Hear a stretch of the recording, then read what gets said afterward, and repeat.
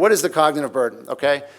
The cognitive burden refers to the extra thought and effort that we require as humans to evaluate all the available options and make optimal decisions, right? When we load our minds with confusing choices, what was the stat earlier? We have an 8-second attention span, and that not even as good as a goldfish.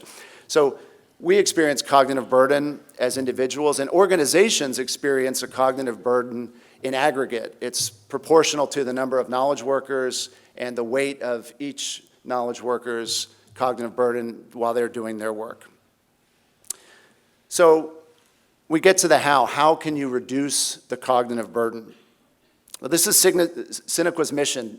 Our mission is to power the information-driven economy by helping to alleviate the cognitive burden at the organizational level. And there are capabilities out there that I'll introduce. So this is the current state of the enterprise, right? This is our friend from the earlier slide with the pencil and paper that's going out there looking at raw data and content and trying to get to actionable information, right? There's a lot of human interpretation there. And there's really a lack of confidence as to how much of the information or the data that you're getting to when you tackle this task. But it turns out there are areas of automation, which I'll walk you through briefly, that can mitigate that.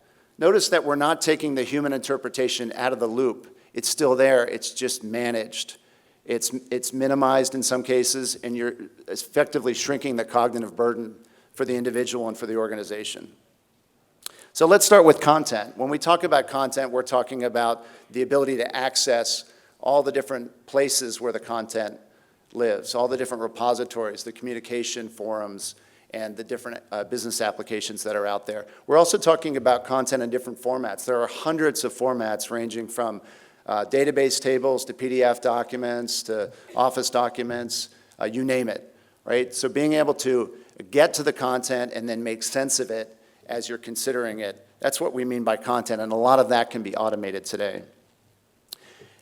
Once we get a handle on the content, now we have to figure out how do we automate the interpretation? How do we decipher meaning?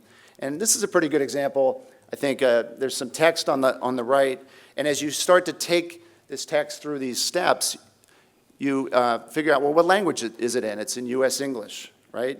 What are the different parts of speech? Let's start to deconstruct the actual text and figure out what are the root words.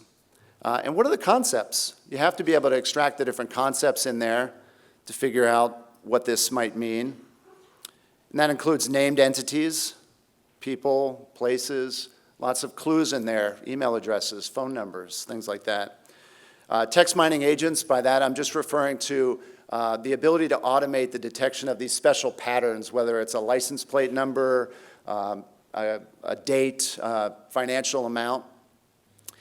And then finally, co-occurrences, maybe the most important part where we talk about one thing acting on another thing.